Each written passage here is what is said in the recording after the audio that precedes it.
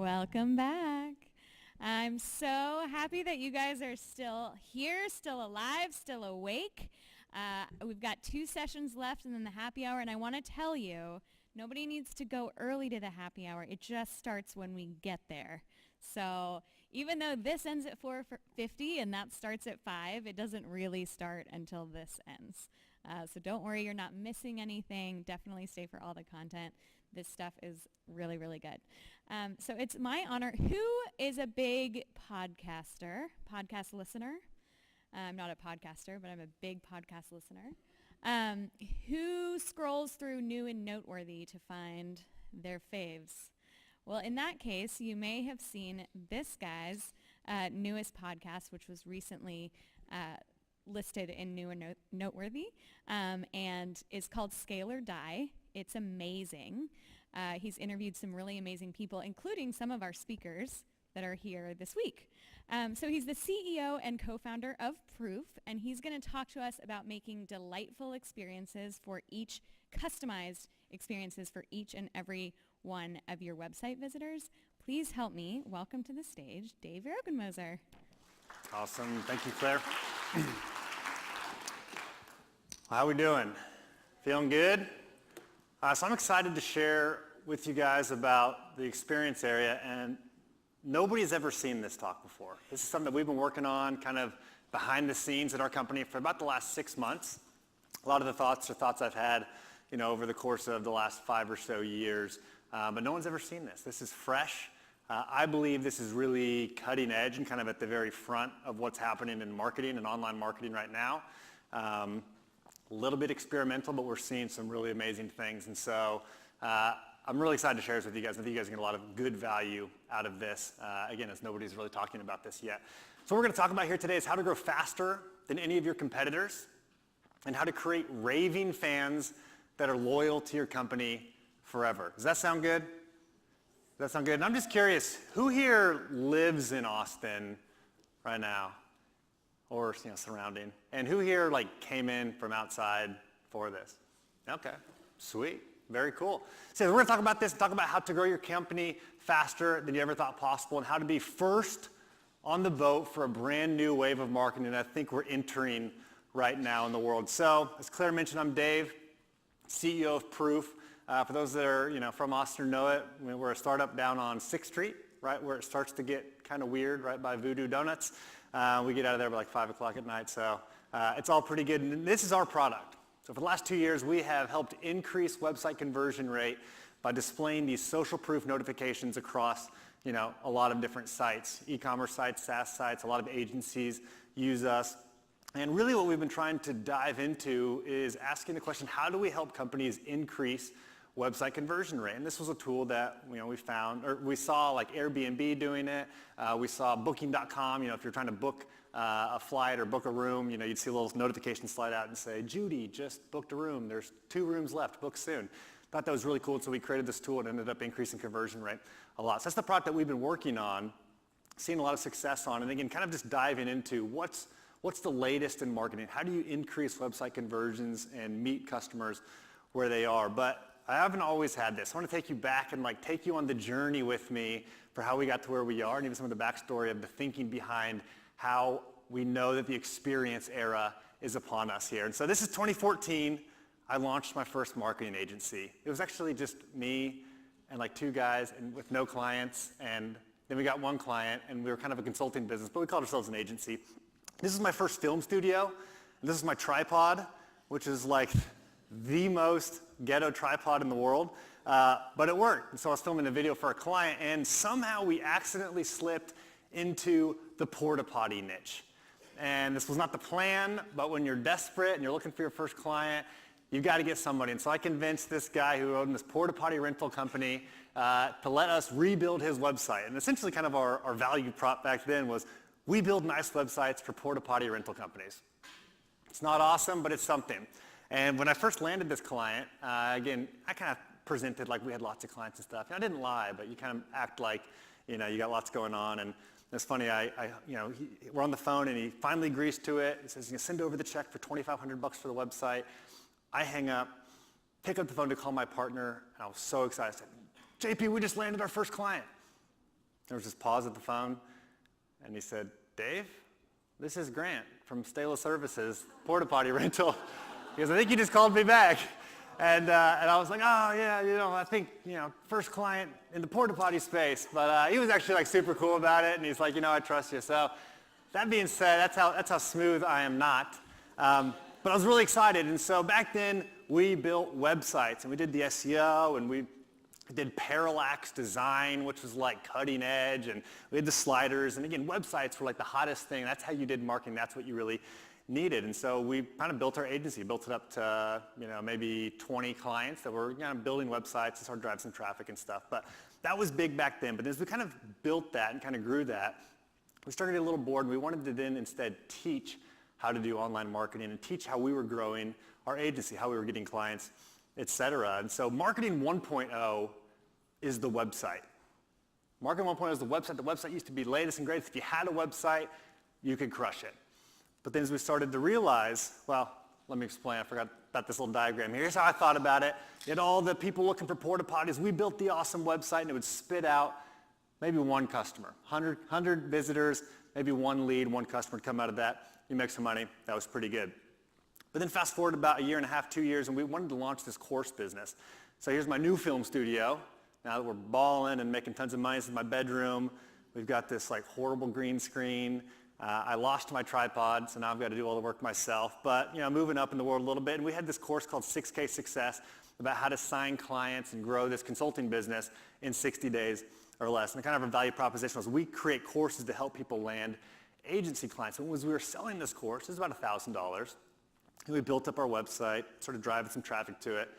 Nobody bought. It didn't really work at that price point. We couldn't be profitable with it. And so we just started studying what are people doing? What's the latest thing in online marketing right now to sell that?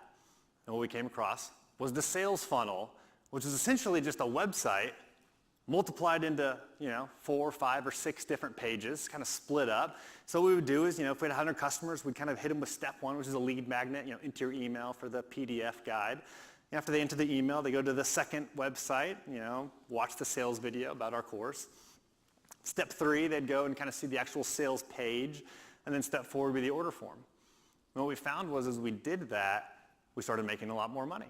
And we started making, maybe double the amount of money. And so really marketing 2.0 was kind of this multiplication. Instead of one site, you had, 4 or 5 sites, and you kind of strung them together, and it worked really well. You'd make more money, and this was really cool for us. And then we had this thought. What if we had 2 funnels that were speaking to 2 totally different kinds of people? What would happen?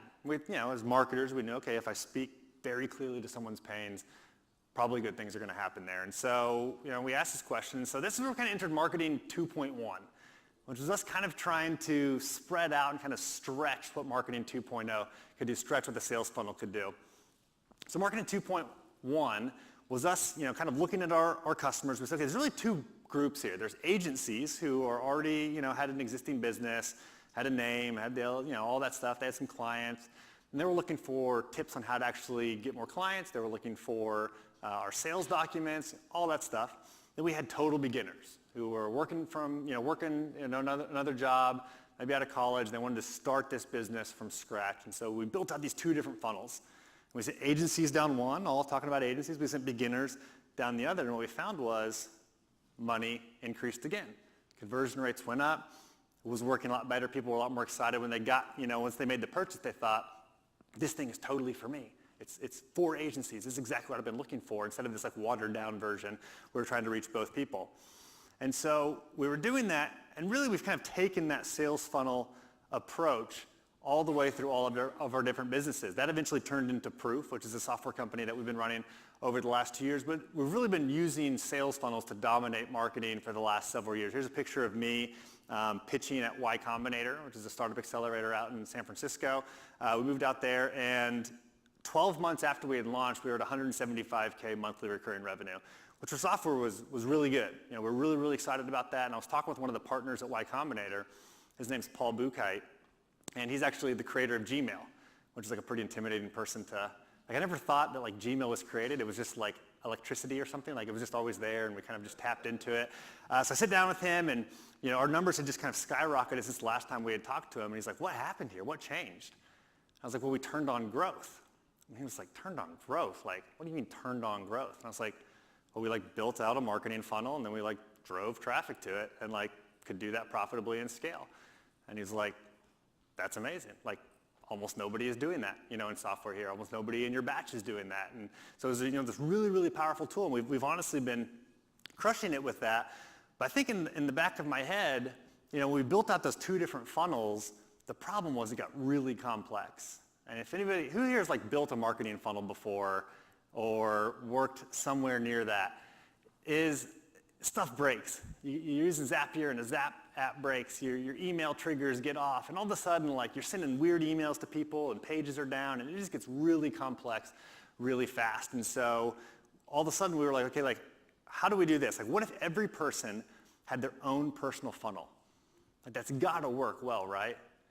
But I had no idea how to even scale past 2 funnels, let alone 10,000 visitors a month. That would be 10,000 funnels a month. And so asking ourselves that question, that kind of got lodged in my brain as we continued to grow. And then as I was looking for tools to be able to actually implement this, I came across this quote, which I think is totally true. It's David Cancel, CEO of Drift Chatbot Solution. He says, most of the marketing tools that exist today were built for a world that no longer exists.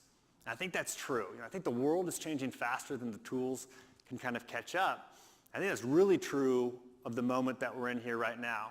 The world is changing, so fast. And I'm not going to get into this like high level. The world is changing. You guys know it is. You guys know that it's changing faster than ever. But tools are still a little bit behind.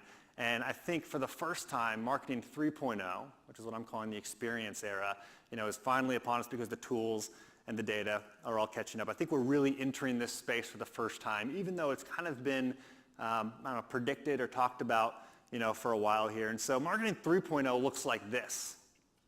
Every person that comes to the site gets their own personalized funnel.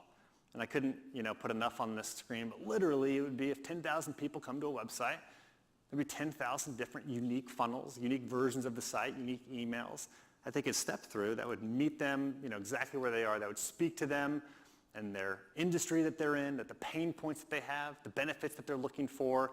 This is kind of the holy grail of marketing, what everybody kind of dreams about. And I think we're finally entering into that space. And when you can do that, you're not just going to make a little bit of money, you're not just going to make a good amount of money. When you can do that, you're going to make so much more more money through your website from doing that. So kind of this marketing 3.0, this experience era, is kind of like giving every visitor your very best salesperson as their personal concierge. They come to the site, the person asks who they are, and then based off who they are, they're going to give more and more quality information and quality help to that person. And I was kind of thinking about salespeople, because I'm a marketer. I'm not a salesperson, I'm a marketer. I love marketing, I think about marketing. Who here considers themselves a marketer? Okay. Who here considers themselves a salesperson? Okay. And I'm in on salespeople. It's just not who I am. But more marketers here. And so we're trying to think about marketers, we forget about salespeople. And the best salespeople typically do this. They first gather data by asking questions. They don't go steamrolling, into conversations. Say, I'm just going to run the script and run the playbook regardless of what they say. So it's a conversation. And then based off that data, they personalize the pitch. But then marketers, what do? We tell every person the exact same thing. Everyone has one website, one homepage. No matter who goes to the site, you have one page. We've, up until recently, had one page at Proof, and it's killed me.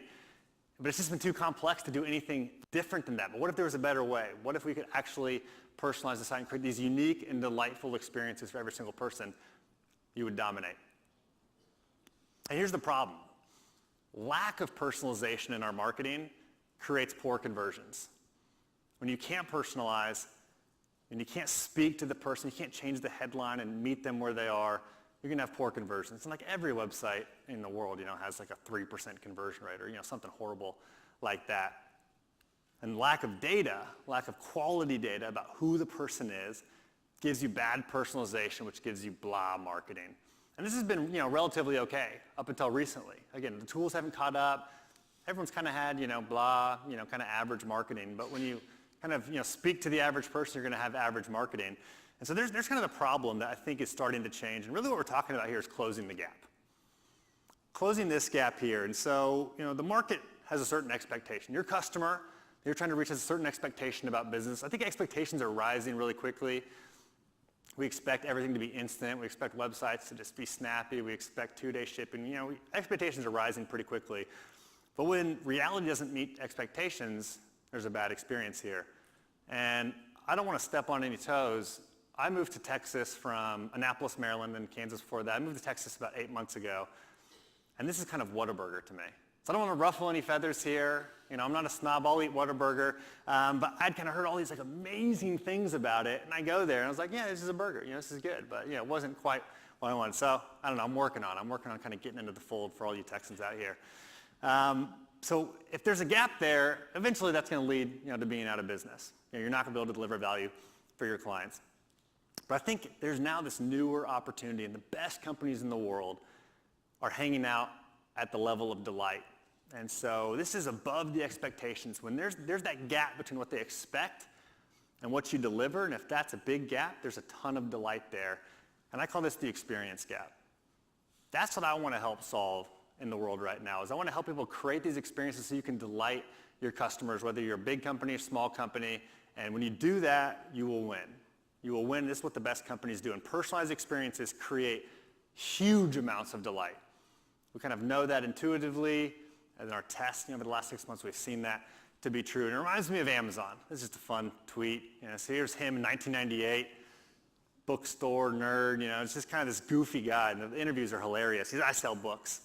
Versus 2017, this guy's like, I don't know, he's like the Terminator, man. He says, I sell whatever the heck I want. I had to cross off some words there. But so it's like, what happened over that time? Like, how did he do it? I mean, how did Amazon really make it here? And so I've been fascinated with Amazon, and Jeff Bezos prints off or sends out these shareholder letters every year. Has anybody ever read the Amazon shareholder letters? I mean, if you're trying to study business, these are fascinating. He basically just gives you the entire blueprint. And I went back, he has 22 of them, one for every year since 1997. And this is probably a couple weeks ago. I just printed them off and just set them all down on the ground and spent the entire day reading through these things. I'm highlighting stuff, and I'm writing stuff on the whiteboard and marking out when he launched products and what he's into and what he talks about and all that. And as I went through that, I realized there's this huge theme around what has made them the most valuable or second most valuable company in the world. And it was 3 sentences into his very first one, the highlighted section. It says, but this is day one for the internet, and if we execute well for Amazon.com. Today, online commerce saves customers money and precious time. Tomorrow, through personalization, online commerce will accelerate the very process of discovery. This is what Jeff Bezos has been talking about for 25 years. It's just right there out in the open in his deal, but he's one of the only people that started placing bets on it back then. And I tell you, again, we're just entering this space right now, as a kind of marketing world where you can kind of do this. He's doing this back when it was really, really freaking hard. But he started placing those bets, and you kind of see the results of that. And I wanted to kind of go look and say, okay, we know Amazon personalized. Everybody talks about that. But what does Amazon unpersonalized look like? I mean, I've been logged into Amazon for, 8 years now. I never unlogged in. I don't even know what it's like. So I opened up Incognito the other day, pulled up Amazon, and this is what I got. And honestly, I was looking through this. All this stuff looks horrible to me.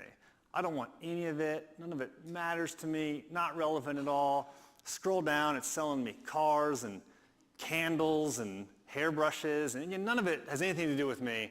And I was like, this is not a delightful experience. A company that does this would never win. And then I see this thing at the very bottom that, of course, is the secret sauce.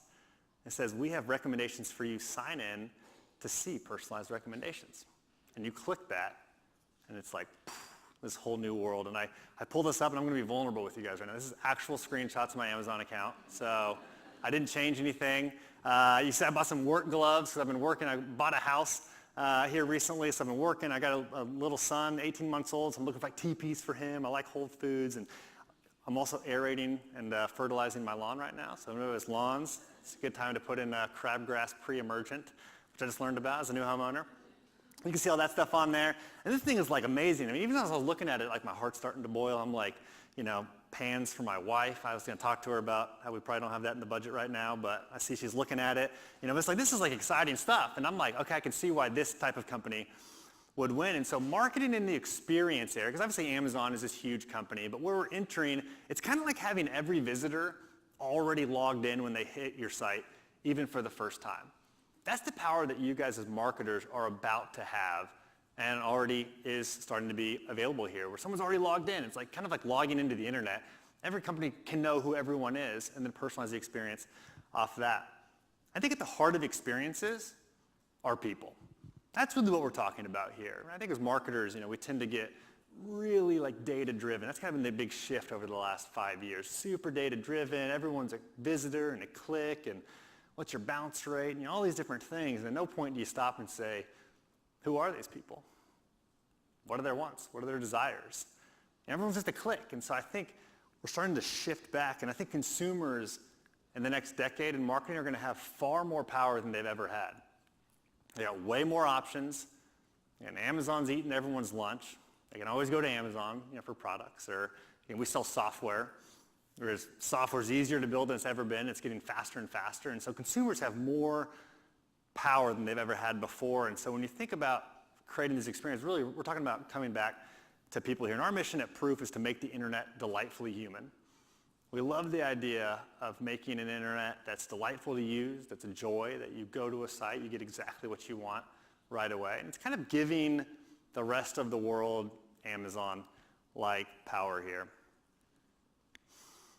I believe creating person-based experiences is the new way to dominate online marketing. That's what I want to convince you guys of here today. I want to convince you of that as a philosophy, as an idea, but then I also want to show you practically and teach you practically how we're doing that so you guys can actually go start to apply that.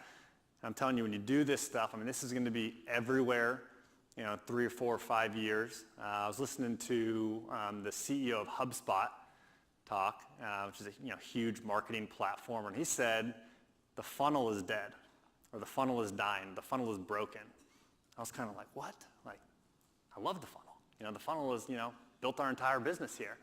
But what he's talking about is the funnel is no longer the thing. Again, Marketing 2.0 was great, but now everyone's got a funnel, and every company that's winning, is using that.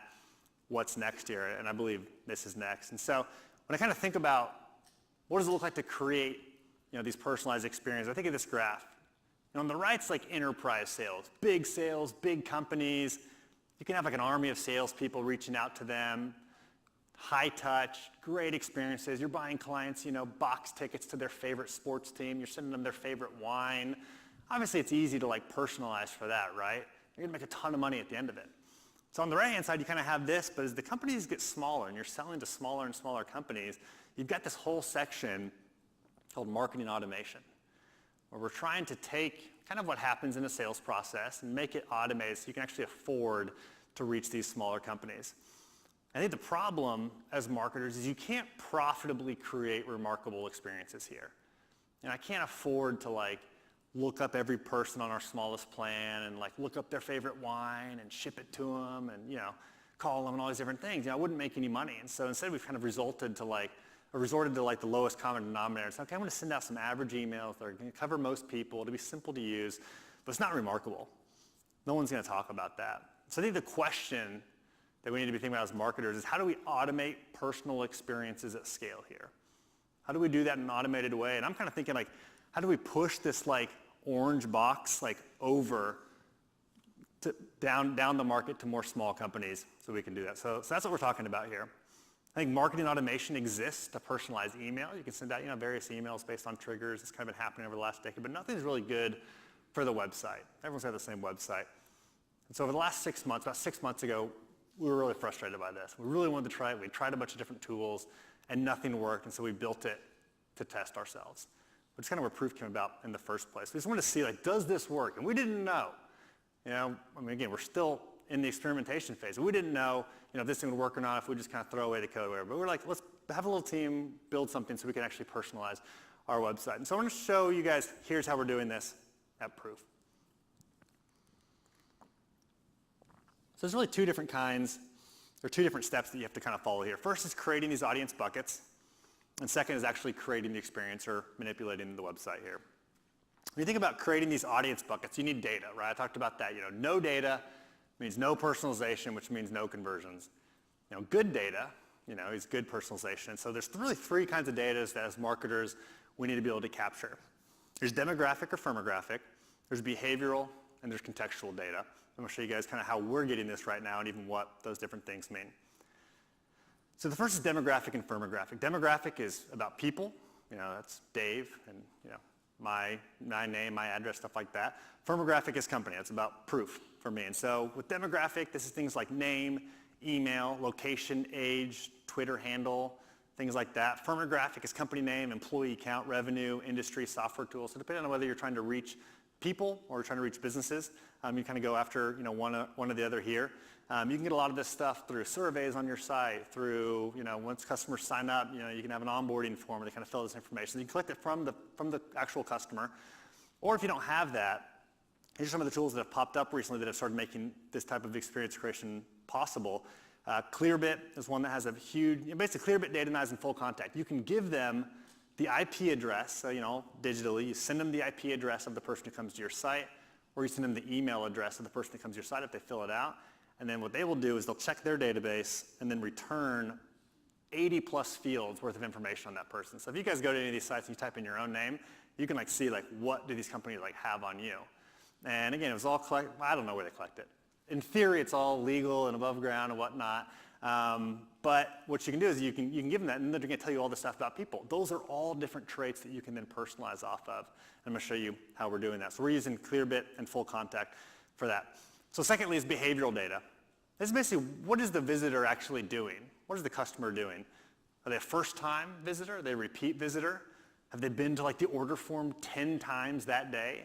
It's probably a good chance to make a little different offer a sale, something like that, to actually increase conversion. What's the time on site? Again, have they been browsing all day?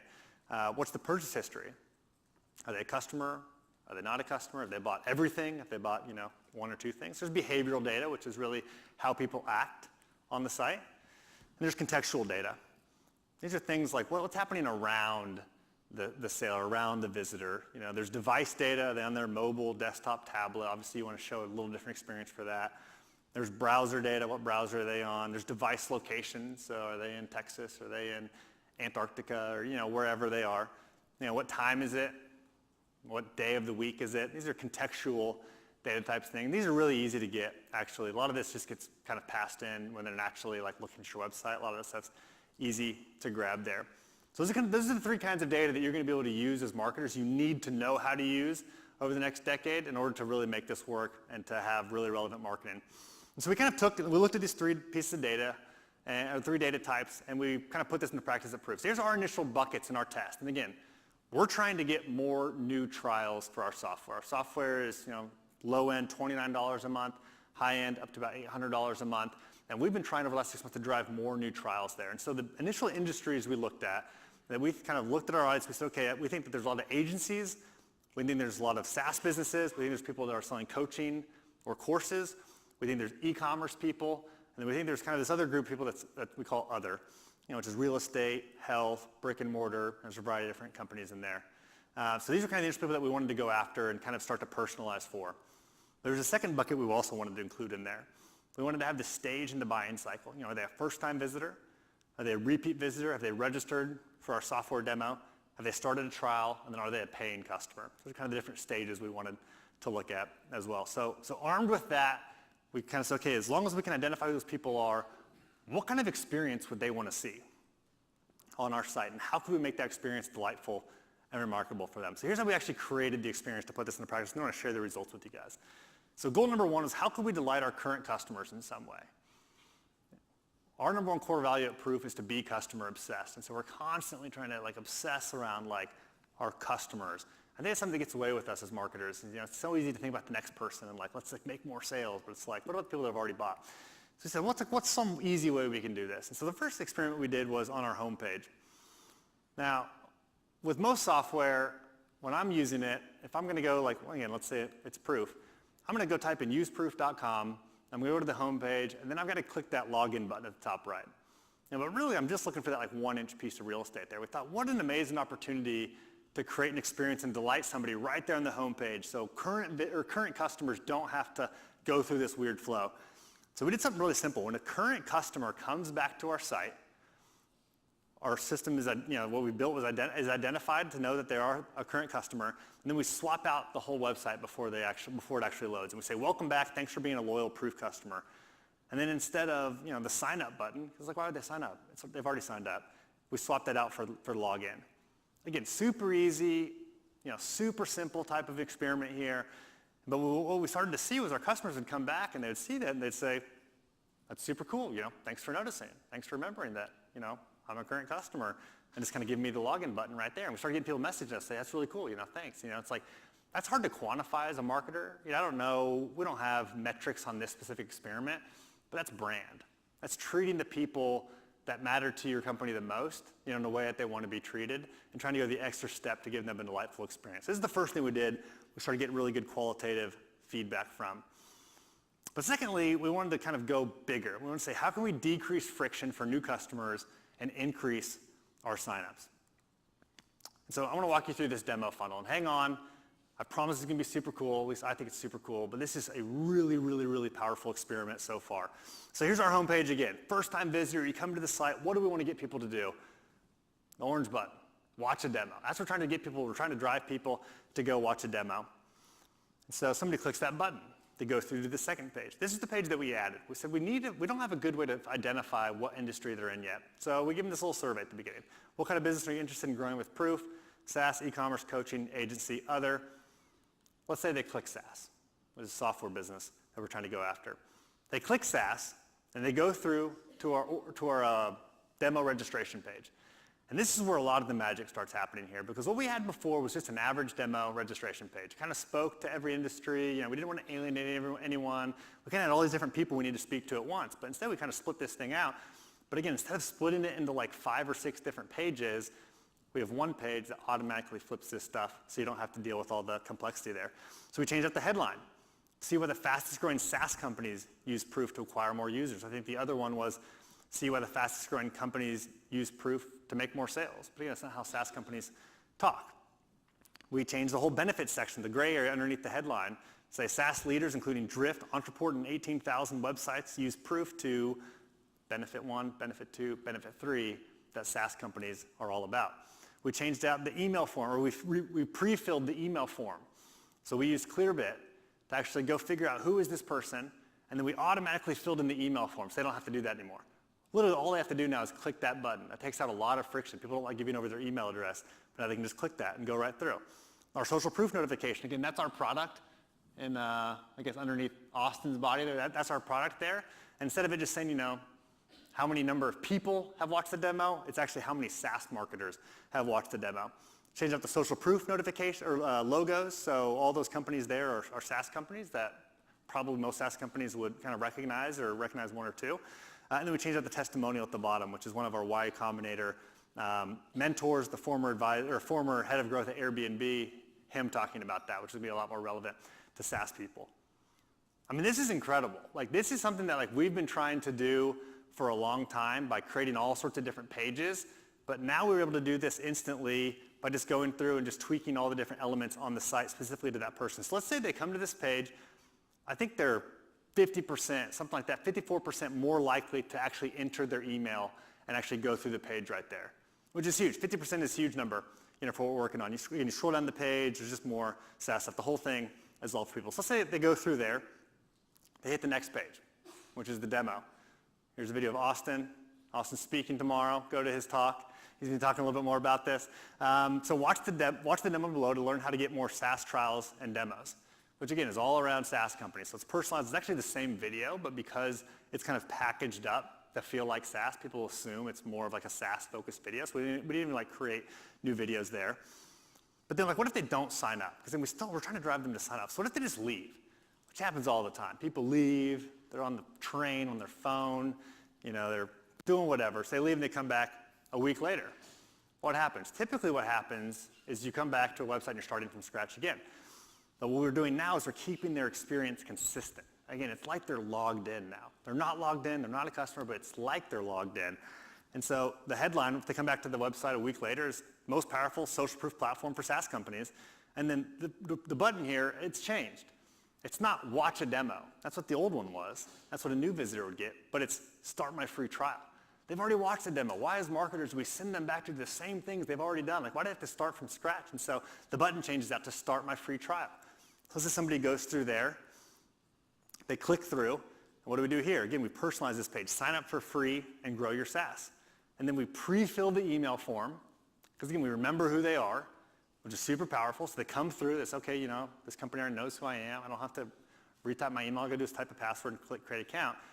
And then at the bottom here, we actually swap out the social proof again. So depending on what industry you're in, you're gonna see a different testimonial at the bottom there, which is incredible. And so we're doing all this. And this is all super cool, and we're kind of geeking out over it, but we still want to know, like, does this work? And how well does this work? I mean, this is not, super simple to do. And so here's some of the stats that we're seeing so far. So 54% more demo registrations, more people that click through and watch that video, which is huge. I mean, honestly, like, at scale, 5% is huge, 10% is huge. 54% more people are willing to do that, and then 27% more new trial signups, which is massive. More people, without us spending more money on Facebook, without us doing a whole bunch of conversion rate optimization. This is just speaking to people. This is basically creating, well, probably 25 different funnels when you kind of multiply our different buckets together. And 27% more new trials came out of that, which for us, that proof's worth about $30,000 in the last month of additional revenue for speaking to people how they want to be spoken to and actually making the effort to create a delightful experience instead of just doing what every other company is in the world out there. So this is huge. And again, we're really early on. We're working with a couple other companies kind of, with this product and kind of just testing it out with them really, really early on, but the initial data is really exciting. And so also, what we're able to do is to sync with all your channels too. So personalized email and Facebook and AdWords audiences, pumping into retargeting channels, text, messenger. This is what marketing is going to be. It's kind of the holy grail. Again, we kind of picture what's going to be true in 10, 15 years. There's going to be just this like consistent experience all throughout, and all your emails are going to make sense, and all your text messages with companies are going to make sense, all your messenger. It's all just going to be woven together to be this one unified, delightful experience. And if I can help it, that's not all just going to be Amazon. It's going to be every company, has the power to do that themselves here. So I think this is truly day one of the experience era. I've been doing marketing for about 5 years now. I missed a lot of the past boats. You hear about the Wild West and SEO days. It's like, oh gosh, if I could just have been around for that, I could have like stuffed a website full of keywords and like made a bunch of money and retired or whatever. You hear about, back when Facebook ads were like so cheap. I mean, I've seen them go up, they're so much more expensive now than they were back when I started. But it's like, if I could have been around when Facebook ads were so cheap, or if I could have been one of the first people using Shopify, or, anything like that. You hear about these trends where it's like so easy to make money. I think this is the next one. I think the people that are on this over the next couple of years are going to be making, so much more money, having such higher conversion rates than their competitors. This will be one of those things that people look back on and say, man, if only I was there at the beginning of the experience era. And I think a lot of it is just going back to putting people first, creating these delightful experiences. I'll close with this quote that I love. It's by a gal named Bernadette Jiwa. We think about this a lot in our company as we're building products, but I think it also applies a ton to marketing and what we're doing here. Whoever gets closest to the customer wins. I think this is true in business. Whoever can get right up next to them, figure out who they are, what they want, and deliver that is going to win. This is what Jeff Bezos has been doing. He's been figuring out what do we want, delivering it to us, and he's winning because of that. I think it's so true of marketing. I think it's so true of website traffic. Whoever gets closest to the visitor, and again, no one's getting close at all. Usually people just wait till they sign up and then, okay, let's start going after them there. Whoever gets closer to that website visitor wins. Whoever can understand who they are, whoever can collect that data, put them into a bucket, an individual bucket. And again, we're just at the beginning. I talked about, 25 buckets. And I think in the next 6 months, we'll be able to do this for, thousands and thousands of customers. Everybody might have their own individual funnels, kind of what we're working towards. But whoever does that is going to win. So I would challenge, all of you guys as marketers or salespeople, whatever industry you're in. It's like, how do you be one of the first in line for this experience era? How do you start to collect that data? How do you start to manipulate your site? How do you start to use these tactics and strategies that I'm showing you to be first in line? Because this will happen here. And so with that, I would love to open it up. If there's any questions about this, I could kind of field those and kind of go from there. So any questions? Yeah. Can you talk a little bit more about the demographic information that's pre-populated when they go on, rather than them actually logging in and all that? Kind of talk to me about how that works. Yeah. How do we do it? Yeah. So again, I talked about one of the companies called Clearbit. So if somebody comes to your website, here we go. Actually, I think, so for personal information, Full Contact is the company that you would use. If someone comes to your website, let's say they enter their email address to sign up for, a blog post or newsletter or whatever, you can take that email address, go ask Full Contact who this is. They're going to give you back a database, a sheet full of all this kind of type of information about the person that they have. And so this is things, like, again, what's your, where do they live? You can even get high earner, low earner. Anybody's used Facebook ads before, you'll kind of see all these different categories, but just a lot of different demographic information about kind of who the person is that you can then kind of go personalize off of. So we get that back. We kind of say, okay, this person is in, this category. For us, we're just doing industry, we're doing firmographic information right now. But then you can kind of use that to speak to that person, if that makes sense. How do you pre-populate the page based off their IP address? Yeah, so based off their IP address, again, we get that back, and this is kind of a tool that we're using, internally on our pages right now. So it kind of sits on the website, and then kind of based off that, we'll then kind of, our little tool that we've built will switch out the headline. So let's say, again, even a creepy example, let's say we could say if your name's Dave, it comes back and it's welcome back, Dave. We could do that now just by using that data. And again, we're kind of with this tool that we're playing around with internally here right now. Yeah, and we're going to roll it out. And also, I'm not here to pitch you guys or anything like that. But yeah, it's a tool that, we're going to kind of roll out that we've been kind of testing out internally. But again, we love helping other people do this too, so we're going to be kind of rolling that out here. Yep. What other questions? Yeah. So I understand how you're doing this and everything, but what are you doing to still drive traffic to the website initially? Yep, so the question is, we're doing all this stuff once they get to the site, but how do we actually get traffic to the site initially? Just through all the standard ways. We run a lot of Facebook ads. So we send a lot of traffic through Facebook ads. What's really cool about that is if you're running Facebook ads, you can pick all these different demographics you want to target. And then in the URL of the Facebook ad, you can send in a bunch of data to your website. And so let's say you're targeting people who are between the age of 20 and 30. You can actually put that in the URL. And when they go to your website, your company will then know they're between 20 and 30. You can save that information in your database to be able to kind of populate that and start to collect information on who these people are. But yeah, Facebook ads, AdWords, we drive a lot of ads just kind of through typical channels. Not doing anything super cool out there. Yeah. What other questions? Yeah. We'll go ahead and then we'll come back to you. Do any of these softwares work with maybe organic search? So if somebody was searching for positioning at the customized landing page to include a specific product? Yeah, so the question is, if somebody's searching on Google for a product, can I kind of capture that information and then personalize based on that product? That's something we've been looking into. I think Google shut that down a few years ago where you can't get the search term when someone comes to your site anymore. I think you used to be able to do that, but you wouldn't be able to capture the organic search term right now. Yeah. The best way to do that would be if they search for a term, you were running an AdWords page there, and so they search for something maybe you don't even rank, in the first page of Google, but you have AdWords. You would then know what the search term was from there, but not organically, I don't think. Yeah. Sam with ATX Media and also Children's Academy. I want to ask you, now that you have this proprietary tool, how do you customize the actual page that's for that particular person? And all these solutions, all proprietary to proof, or how do we do it on our end if we have businesses or agencies? Yeah. To help out with customers? Yeah, totally. So the question is, how do you actually personalize the page? What does that look like, with our tools? So I can just kind of share what we're doing. So essentially, someone comes to that page, we've got a little editor. So has anybody used a visual editor to build a website or do conversion rate optimization or something like that? Basically you can see the website, you can go click on buttons and change colors and click on a headline and change up the headline. Essentially it looks like building a website. So what we do is, in our system, our app, you kind of be able to, click on which audience you want. So let's say I'm on my home page, I want to personalize for agencies. I select that, I go to my home page, click on the headline, change out the headline to welcome back agencies or the best social proof tool for agencies. And it's kind of as simple as that, essentially. The way that people do this right now, again, kind of the way up until, what we're working on, is you'd have to build out lots of different pages. and you'd have to actually, whatever you're using for a website builder, you just build 2 websites.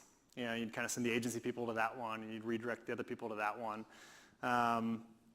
People build a lot of landing pages, for this. This is what we used to do, as well as we had, if we had a bunch of Facebook ads, we'd kind of create a different landing page for each one that had the exact headline from the Facebook ad and put that into the headline of the landing page. So we'd kind of do that.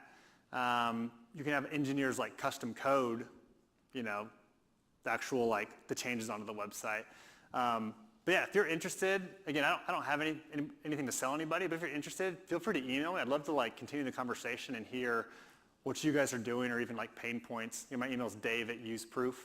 I'd love to continue the conversation. And this isn't available here right now. I think we're still early on, but I'd love to hear what's happening out there in the marketing world right now. So definitely email me. I'd love to keep the conversation going.